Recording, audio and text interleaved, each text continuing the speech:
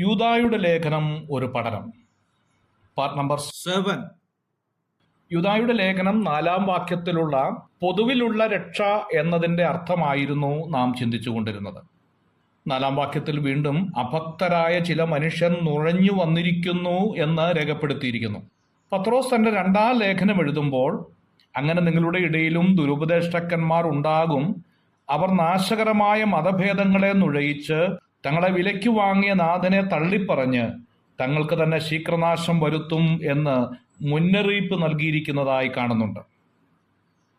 ദൈവസഭയ്ക്കുള്ളിൽ നുഴഞ്ഞു കയറിയ അഭക്തരായ മനുഷ്യരുടെ പ്രവൃത്തി മൂലം സഭയ്ക്കുണ്ടാകുന്ന കേടുപാടുകളെക്കുറിച്ചാണ് യൂദാ ഇവിടെ പ്രവചിക്കുന്നത്.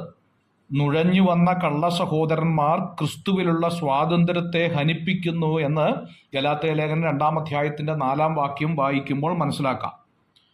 അവർ ആട്ടിൻകൂട്ടത്തെ ആദരിക്കാത്ത കൊടിയ ചെന്നായ്ക്കളാകയാൽ എന്നാണ് അപ്പസ്തോല പ്രവൃത്തി 20-ാം അധ്യായത്തിന്റെ 28-ാം വാക്യത്തിൽ വായിക്കുന്നത്. വിശ്വാസത്യാഗത്തിനും ജീവിത വിശുദ്ധിയിൽ നിന്ന് അകന്നു പോകുന്നതിനും ആളുകളെ വശത്താക്കി തങ്ങളുടെ പിന്നാലെ വലിച്ചു കൊണ്ടുപോകുന്നു എന്നും കാണുന്നു. ചക്കരവാക്കും മുഖസ്തുതിയും പറഞ്ഞ് സാധുക്കളുടെ ഹൃദയങ്ങളെ വഞ്ചിക്കുന്നവരാണ് ഇവർ എന്ന് ഓർമ്മപ്പെടുത്തുകയാണ്. അവർ വീടുകളിൽ നൂഴ്ന്നു കിടക്കുകയും പാപങ്ങളെ ചുമന്നുകൊണ്ട് നാനാമോഹങ്ങൾക്കും അധീനരായി എപ്പോഴും പഠിച്ചിട്ടും ഒരിക്കലും സത്യത്തിന്റെ പരിജ്ഞാനം പ്രാപിപ്പാൻ കഴിയാത്ത പെണ്ണുങ്ങളെ സ്വാധീനമാക്കുന്നു എന്ന് രേഖപ്പെടുത്തിയിരിക്കുന്നു. തികച്ചും നുഴഞ്ഞുകയറ്റക്കാരുടെ പ്രവർത്തനവും നിലപാടും ആദിമസഭയ്ക്ക് ഒരു വലിയ വെല്ലുവിളിയായിരുന്നു എന്ന് മനസ്സിലാക്കാം. യോഹന്നാന്റെ ലേഖനത്തിൽ ഇവരുടെ ഉപദേശങ്ങൾ പലതും പരാമർശിക്കുന്നുണ്ട്. യേശുവിനെ ക്രിസ്തുവല്ല എന്ന് ഇവർ നിഷേധിക്കുന്നു. 1 യോഹന്നാൻ 2-ാം അധ്യായത്തിന്റെ 22-ാം വാക്യം. യേശുക്രിസ്തുവിന്റെ ജഡാവതാരം ഇവർ നിഷേധിക്കുന്നു. 4-ാം അധ്യായത്തിന്റെ 2-ാം വാക്യം. അവർ പിതാവിനെയും പുത്രനെയും നിഷേധിക്കുന്നു. 2-ാം അധ്യായത്തിന്റെ 23-ാം വാക്യം. തങ്ങൾക്ക് പാപമില്ല എന്ന് സ്ഥാപിക്കുന്നു. 1-ാം അധ്യായത്തിന്റെ 8-ാം വാക്യം. ഇരുളിൽ ഇരിക്കുമ്പോൾ തന്നെ വെളിച്ചത്തിൽ വസിക്കുന്നു എന്ന് അവർ അവകാശപ്പെടുന്നു. 2-ാം അധ്യായത്തിന്റെ 8-9 വാക്യം. യോഹന്നാൻ തന്റെ 2-ാം ലേഖനത്തിൽ പരാമർശിച്ചിരിക്കുന്നത് ദുരുപദേഷ്ടാക്കന്മാരെ കുറിച്ചാണ്.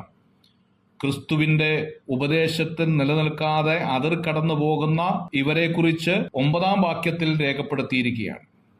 ഇവർ ആരായിരുന്നു എന്ന് യൂദാ വെളിപ്പെടുത്തുകയാണ്. ഒന്നാമത് ഇവർ അഭക്തന്മാരാണ് എന്ന് 4-ാം വാക്യത്തിൽ രേഖപ്പെടുത്തിയിരിക്കുകയാണ്. അഭക്തൻ എന്ന വാക്കുകൊണ്ട് ഇവിടെ അർത്ഥമാക്കുന്നത് ദൈവഭയമില്ലാത്തവർ എന്നാണ്. റോമാലേഖനം 4-ാം അധ്യായത്തിന്റെ 5-ാം വാക്യം, 1 തിമോഥെയോസ് 1-ാം അധ്യായത്തിന്റെ 8-ാം വാക്യം, 1 പത്രോസ് 4-ാം അധ്യായത്തിന്റെ 18-ാം വാക്യം, 2 പത്രോസ് 2-ാം അധ്യായത്തിന്റെ 5-ാം വാക്യം, യൂദായുടെ ലേഖനത്തിൽ 4-ാം വാക്യത്തിൽ അഭക്തന്മാരുടെ ആത്മീക നിലയും, 15-ാം വാക്യത്തിൽ ഭക്തിവിരുദ്ധമായ അവരുടെ പ്രവർത്തനവും, 18-ാം വാക്യത്തിൽ അവരുടെ നിയമവിരുദ്ധമായ അഭിലാഷങ്ങളെക്കുറിച്ചുമാണ് യൂദാ ഓർമ്മപ്പെടുത്തുന്നത്. ഭക്തികെട്ട പാപികളുടെ ഒരു ലോകത്തിലായിരുന്നു ഭക്തനായ ഹാനോക്കും നോഹയും ജീവിച്ചിരുന്നത്. എന്നാൽ ജലപ്രളയത്താൽ നോഹയുടെ കാലമായപ്പോൾ ദൈവഭയം നഷ്ടപ്പെട്ട ലോകത്തെ ദൈവം പൂർവ്വകാലത്ത് നശിപ്പിച്ചു. ആധുനിക ദുരുപദേഷ്ടക്കന്മാരെയും നശിപ്പിക്കും എന്നുള്ളതിന്റെ ഓർമ്മപ്പെടുത്തലാണ് ഇവിടെ നൽകുന്നത്. രണ്ടാമത്, അവർ ദൈവകൃപയുടെ ശത്രുക്കളാണ് എന്ന് ഓർമ്മപ്പെടുത്തുന്നു. ദുരുപദേഷ്ടക്കന്മാരുടെ പാപങ്ങളിൽ പ്രഥമമായി പരാമർശിക്കുന്നത് നമ്മുടെ ദൈവത്തിന്റെ കൃപയെ ദുഷ്കാമ പ്രവൃത്തിക്ക് ഹേതുവാക്കി എന്നുള്ളതാണ്. ദൈവകൃപയെ പാപം ചെയ്യുവാനുള്ള ഒരു അനുവാദ പത്രികയായിട്ടാണ് ഇവർ അംഗീകരിച്ചിരിക്കുന്നത്. യൂദാ ഇവിടെ ഉപയോഗിച്ചിരിക്കുന്ന ദുഷ്കാമം എന്നത് ലൈംഗിക പാപങ്ങളുടെ പട്ടികയിൽപ്പെടുന്ന ഒന്നാണ്. പുതിയ നിയമത്തിൽ 7 ഭാഗങ്ങളിലായി 70-ൽ പരം പാപപ്രവൃത്തികളെക്കുറിച്ച് രേഖപ്പെടുത്തിയിട്ടുണ്ട്. ഇവയെല്ലാം മനുഷ്യന്റെ അകത്തുനിന്ന് പുറപ്പെട്ട് മനുഷ്യനെ അശുദ്ധമാക്കുന്നവയാണ്. മൂന്നാമത് യൂദാ ഇവരെക്കുറിച്ച് ഓർപ്പിക്കുന്നത് അവർ സത്യനിഷേധിക്കാർ എന്നാണ്. ഇവരുടെ ന്യായവിധിയെക്കുറിച്ചാണ് തുടർന്ന് രേഖപ്പെടുത്തിയിരിക്കുന്നത്. അടുത്ത ക്ലാസ്സിൽ നമുക്കത് ചിന്തിക്കാം. God bless you.